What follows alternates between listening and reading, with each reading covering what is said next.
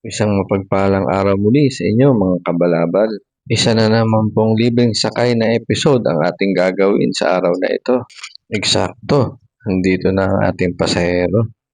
Wow, ang sweet naman ng mga anak ni ma'am at talagang hinatid pa talaga siya. Mamaya pag uwi ni ma'am may libreng Jollibee kayo.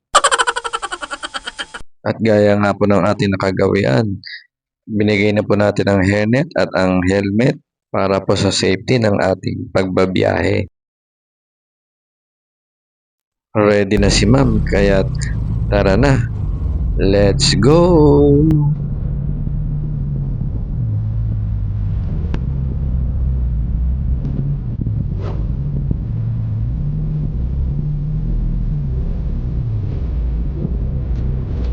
Ayan, andito na tayo. Medyo mabilis-bilis lang din ang biyahe. Pagbaba ni ma'am, ay sinabi ko na agad na libre ang kanyang sakay. Medyo hindi pa niya naintindihan, kaya't inulit ko ulit.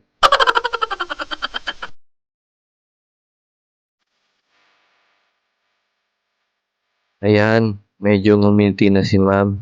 At nagpasalamat siya dahil libre ang kanyang sakay. Maraming salamat sa iyo ma'am sa pagpapaunlak ng content na ito.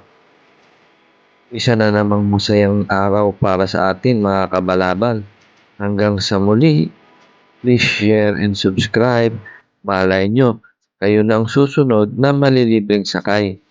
Thanks for watching and God bless.